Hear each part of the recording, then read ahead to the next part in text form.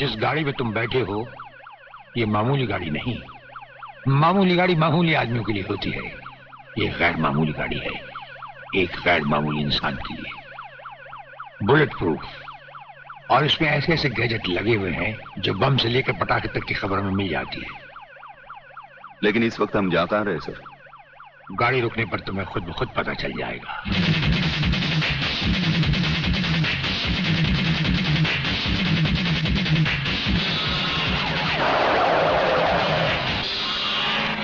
वागले, यहां हमारा घर है।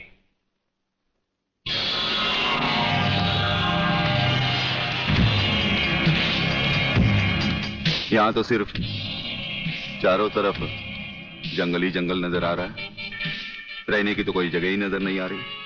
अभी नजर आ जाएगा बहादुर।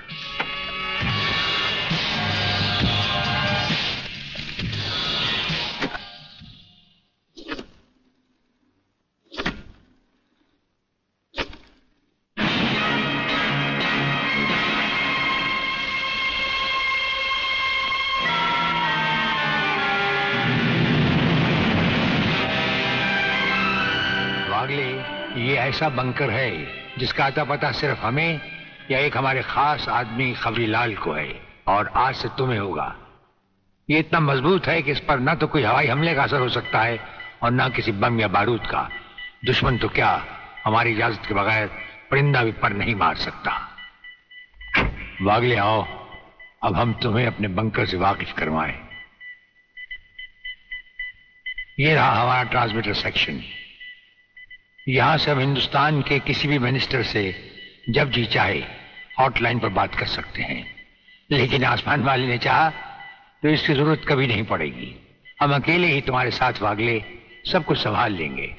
और वो देखो, वो एक कमरा जिसमें सब हथियार रखे हुए हैं, और उस कोने में रहा हमारा अस्पताल।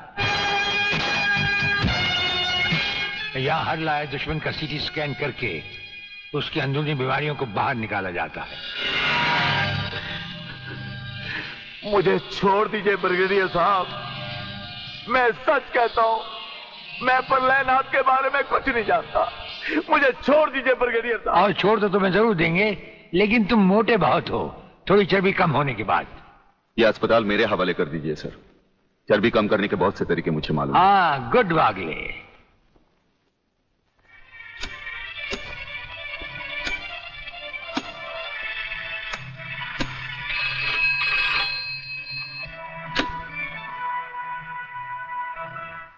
नमस्कार सर, मैं खबरीलाल बोल रहा हूँ।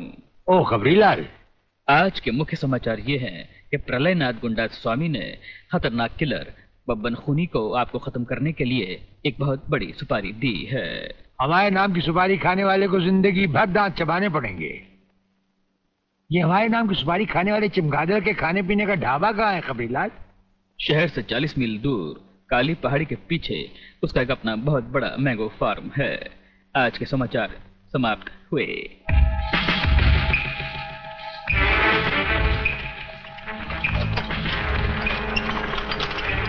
शोभे गंगवा, ये माल जो तू आसाम और यूपी भेज रहा है तगड़ा है ना? तगड़ा क्या सरकार, ये नंबर 1 फसल है, नंबर 1। अरे 25 मीटर दूरी पर जाती हुई गाड़ी को ये ऐसे उड़ाता है।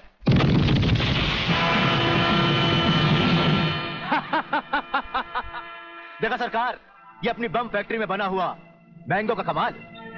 यूपी और असम में आतंक फैलाने के लिए ये माल तो ठीक है, पर मुझे वो माल बता जो ब्रिगेडियर सूर्यदेव सिंह को उसकी गाड़ी के साथ जलाकर उसे राख कर दे। वो भी तैयार है सरकार। ये देखिए छोटा सा हापुस जो 50 मीटर की दूरी पर जमीन पर गिरते ही ऐसा फटता है कि मरने वाले की हड्डियों का सुरमा बन जाता है। ये देखिए।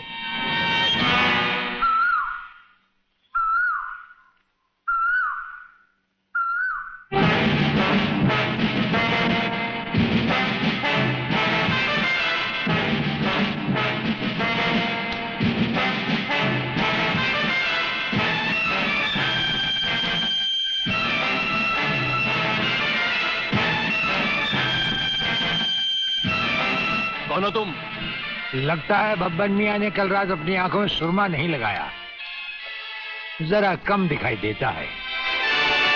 ब्रिगेडियर सूर्यदेव सिंह? हाँ, ब्रिगेडियर सूर्यदेव सिंह। बब्बन मियां, हमें तो उसी के हाथों से मरना है जिसने हमें इस दुनिया में पैदा किया। तुम सब अपने आप को हमारे हवाले कर दो, वरना तुम्हारा बनाया हुआ आमों का बागीचा तुम सबका अपने हाथों से बनाया हुआ कब्रिस्तान बन जाएगा। तो आओ आगे और पकड़ लो मुझे, मगर इतना याद रखना कि जहां तुम खड़े हो उस पेड़ से लेकर मैंने अपने चारों तरफ माइंस बिछा रखी हैं। अगर इसके अंदर तुमने पैर रखने की भी कोशिश की तो तुम्हारे चीथड़े उड़ जाएंगे। यकीन नहीं आता तो ये देखो।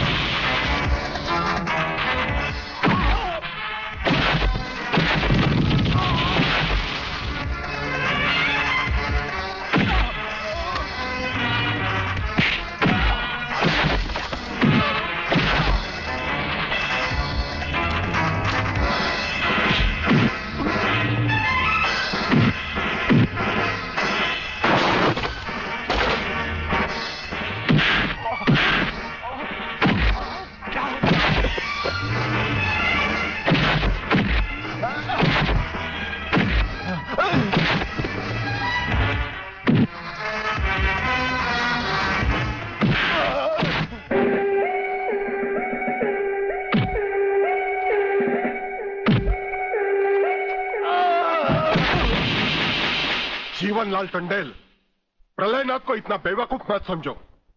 सारे शहर के पुलिस स्टेशन से पता लगाकर ही तुम्हें फोन किया है। अगर होम मिनिस्टर होते हुए तुम्हें यह पता नहीं है तो मुझे कल तुम्हारा रेजिग्नेशन चाहिए, समझे? अरे जानते हो, बब्बन और उसके साथियों ने जबान खोल दी तो सूर्यदेव सिंह हमारे लिए नर्क के दरवाजे खोल देगा। जल्दी से पता लगाओ और उन सबको छुड़वाओ। Yes, DCP Pathania speaking. अरे इंग्लिश को मारो गोली और हिंदी में समझो। मैं जीवनलाल बोल रहा हूं, जीवनलाल टंडेल। ओ सर, आप कहिए, क्या हुक्म है सर? मुझे सिर्फ 1 घंटे में यह बताओ कि सूर्यदेव सिंह ने जिन जिन को गिरफ्तार किया है वो सब कहां हैं, और मुझे 4 घंटे के अंदर अंदर उन सब की जमानत चाहिए, समझे? मगर सर, सूर्यदेव सिंह के बारे में जितनी जानकारी आपको है उतनी ही हमारे डिपार्टमेंट को, और हम उसे ज्यादा कुछ पूछ भी नहीं सकते क्योंकि यही हाई कमांड का ऑर्डर है। वो रहता कहां है? वो भी नहीं मालूम। ये भी नहीं मालूम तो फिर ये बताओ कि वो मिलता कहां है? मैं उससे आज ही मिलना चाहता हूं। सर, वो रोज सुबह सीबीआई ऑफिस में 12 और 1 के बीच में आते हैं सर। सर, ये लिस्ट उन लोगों की है जिन्हें आपसे मिलना है।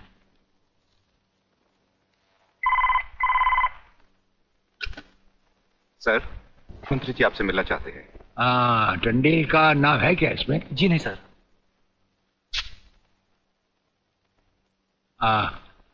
आज तो हम अपना 1-1 मिनट दूसरों को दे चुके हैं, दम लेने की भी फुर्सत नहीं होगी।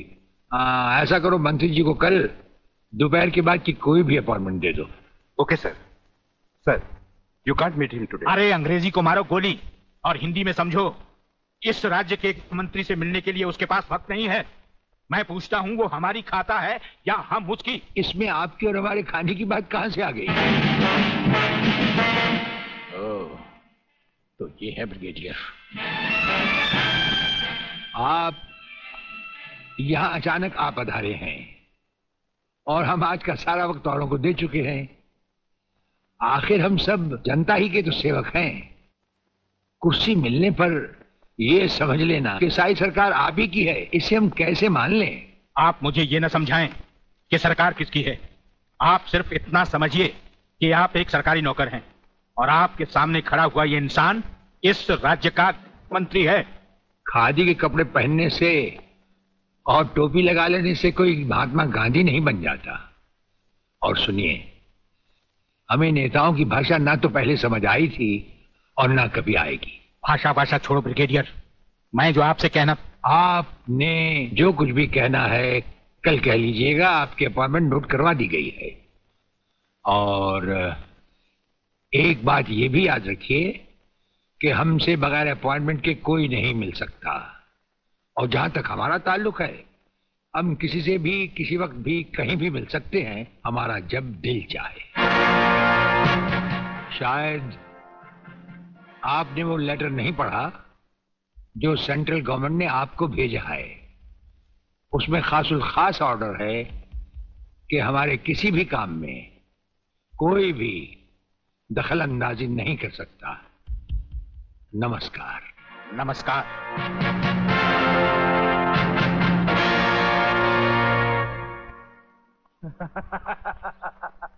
रियली? ओए, हाँ, गुड मॉर्निंग अंकल। अरे अंग्रेजी को मारो गोली और हिंदी में बात समझो। हिंदी में तुम ये बताओ तुम्हारे पिता कहाँ हैं? पिताजी, अंकल तो ऊपर बैठे हुए हैं, आप ही का इंतजार कर रहे हैं। राधा, तुम्हारे पिताजी बड़े उखड़े हुए लगते हैं। लगता है there is something wrong in the ministry. अरे रॉन्ग हो या राइट, यही समझना होता तो मैं भी तुम्हारी तरह खादी के कपड़े पहन लेता। अरे सरकारी लेटर से मुझे क्या लेना देना। देखो, तुम अभी से इतने ढीले पड़ जाओगे तो पूरी सरकार को भारतवर्ष से कैसे खत्म करोगे? वो सिर्फ एक मिलिट्री ऑफिसर है और हमें पूरी मिलिट्री फोर्स के साथ लड़ना है। भूल जाओ सारी बातें और फाड़ दो वो लेटर। देखो, उसका ट्रांसफर ना हो तो ना सही, उसकी बातें हमें पता न चले तो न सही, लेकिन उसकी मौत का बंदोबस्त तो मैं कर सकता हूं। प्रलयनाथ, वो मर गया तो ये नेता भी कुर्सी समेत जल गया, समझो। वो मरेगा भी और तुम कुर्सी के साथ जियोगे भी। अब किसकी बारी है जनरल साहब? ब्रिगेडियर सूर्यदेव सिंह की। मारे जाने वाले पुलिस के उन शहीदों की याद में ये ज्योत बनाई गई है जिन्होंने कानून की रक्षा करते हुए अपने प्राणों की आहुति दी। आज के इस समारोह के मुख्य अतिथि माननीय मंत्री श्री जीवनलाल टंडेल हैं।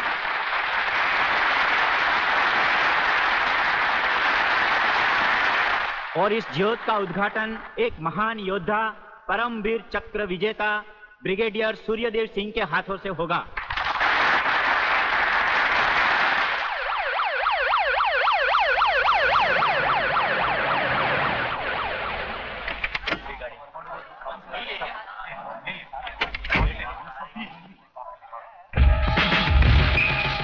Welcome, welcome.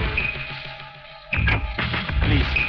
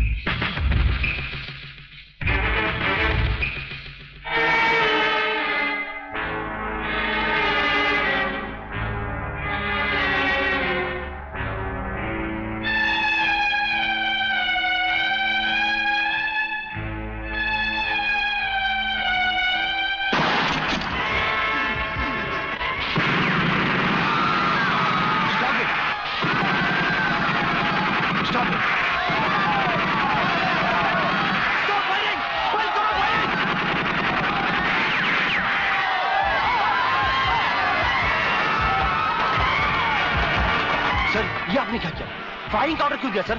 आपकी एक गलती से कितनी जाने गई, इसका जवाब कौन देगा ब्रिगेडियर साहब? मिस्टर तिवारी, इसका जवाब अब ब्रिगेडियर को ही देना होगा, और वो भी अदालत में।